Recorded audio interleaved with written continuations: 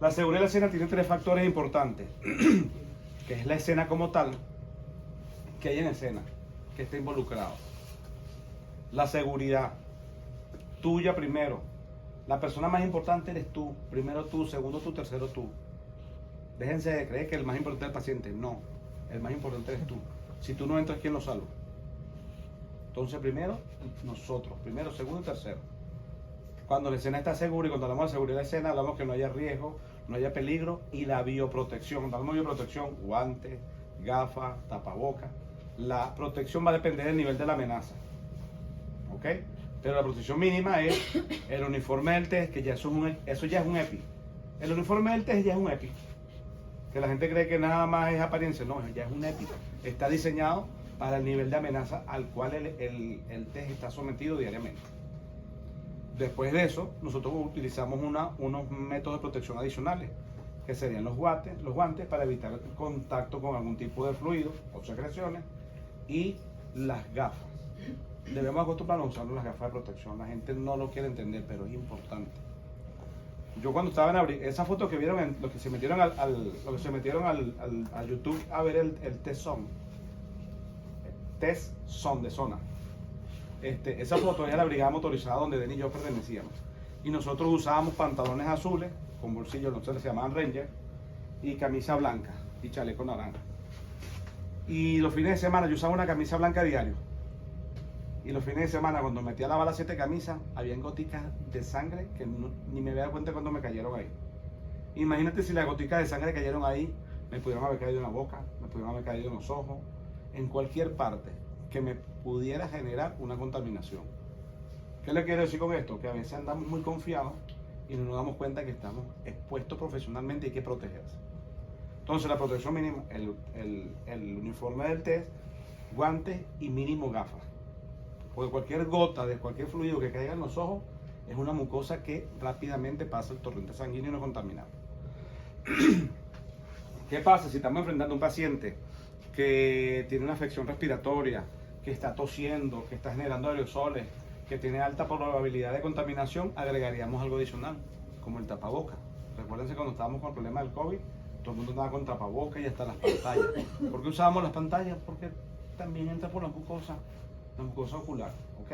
Entonces, por no querer usar lentes, usamos las pantallas buscando de tener una barrera de protección más grande. Ok, entonces, ¿y la situación? ¿Qué ocurrió realmente? Ya le dije, escena, seguridad y situación. ¿Qué ocurrió realmente? De repente yo llego al sitio, cuando yo llego ya el accidente pasó, ¿sí o no? Y yo consigo un choque de dos vehículos. Si usted llega de una vez como un robot a atender al paciente, perdió. Y perdió el paciente. ¿Por qué? Porque usted no analizó la escena. No analizó qué ocurre realmente. ¿Es lo mismo una colisión frontal que una colisión posterior? No. No. El mecanismo de lesión es diferente. ¿Es lo mismo una colisión lateral que un volcamiento? No. El mecanismo de lesión es diferente. Y si usted llega como un robot, control cervical, collarín y llévatelo, no vamos a salvar a nadie ni vamos a ayudar a nadie. Usted tiene que aprender a evaluar la escena y evaluar el mecanismo de lesión. Les doy un ejemplo. Una persona que colisiona contra un objeto fijo de frente. ¿Qué pasa? Él choca, el vehículo choca, ¡pum! Al momento que choca se detiene, vamos a poner que iba a 100 km por hora.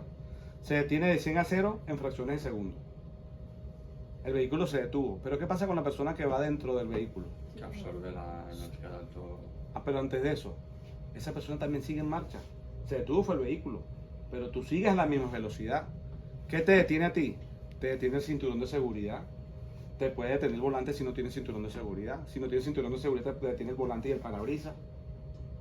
Pero te detiene el cuerpo. ¿Y qué pasa con los órganos internos? ¿A qué velocidad van? A la misma velocidad, van a 100 km por hora. ¿Y qué los detiene a ellos? El cráneo, por ejemplo, en el cerebro. Los detiene al momento que impactamos. Los órganos están adheridos a la parte interna de nuestro cuerpo por ligamentos, por tendones, por arterias, por venas. Y eso lo detiene esa velocidad tan bestial. ¿Y qué se puede generar sobre esos ligamentos, arterias, tendones que están deteniendo nuestros órganos? Se pueden romper, se pueden fisurar. Entonces, ¿qué pasa? Tenemos que sospechar todo eso. Vamos a ver, esta misma persona que le estoy diciendo, vamos a imaginarnos que no llevaba cinturón de seguridad. Colisionó aquí. El vehículo se detuvo de 100 a 0 en fracciones de segundo.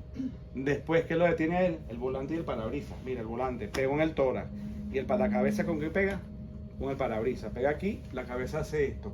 Ya estamos viendo traumatismo craneoencefálico, traumatismo facial, traumatismo cervical. Si nos vamos al tórax, que lo detuvo el volante, traumatismo torácico. ¿Y qué tenemos dentro del tórax? Tenemos pulmones, tenemos el corazón. ¿Ok? Y si la persona es muy alta, ¿qué pasa con sus piernas y la pelvis? Se coge. Van a pegar contra el tablero del coche, de repente hay fracturas de las rodillas, del fémur, de cadera, todo lo que está involucrado.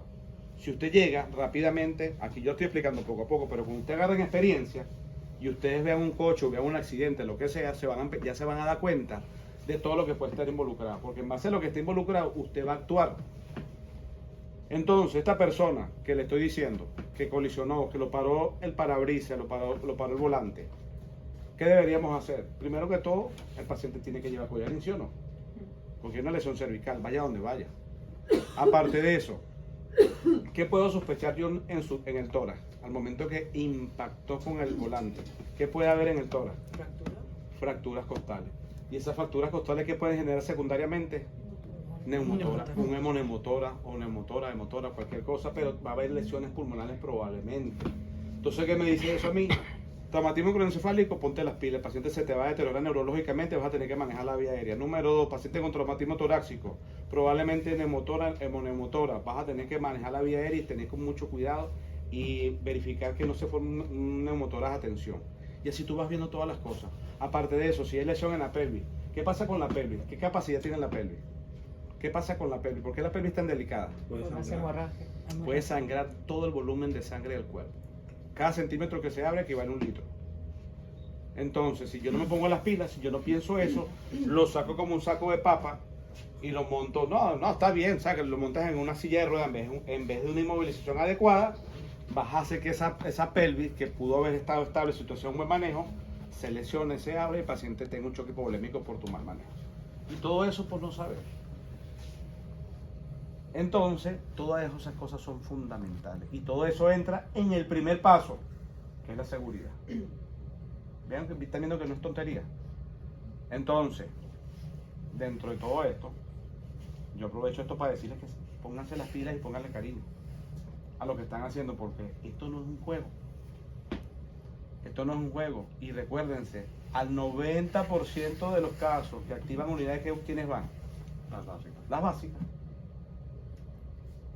Y como yo también siempre digo, ¿a usted le gustaría que su casa tuviera una emergencia con la persona que ustedes más quieren del mundo y llegar a una unidad básica con 2 técnicos que no se saben ni lado por lo redondo?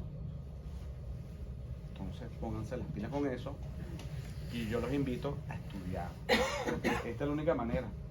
Y lo que yo siempre digo, el paciente el día anterior no va a llamar. ¿Cómo es el nombre tuyo? Brian. Brian May. Brian. Entonces llama el día anterior, llama al señor que le va a dar el infarto mañana, llama a Brian. Mira, Brian, mañana me da un infarto. Por favor, estudiate el protocolo del código IAM y echa una repasadita del electro, ¿viste? Listo. Vale, pero seguro, no se te olvide. ¿Qué quiere decir esto? Que usted tiene que estar activo. Usted tiene que estar constantemente sobre esto, porque las cosas se olvidan. Y lo que no se practica, se pierde. Y tiene que estar actualizándose, porque esto es una ciencia y las ciencias son dinámicas, la ciencia todos los días se actualiza. Tienen que estar mejorando. Y no quiero que se sientan mal, porque veo miradas tristes y bajando, no. Tienen que sentirse con el ánimo y el espíritu de saber y con compromiso que tienen que mejorar cada día. ¿Ok? Después que hemos hecho la seguridad de la escena y la escena está segura para nosotros y sabemos que podemos entrar y que podemos trabajar,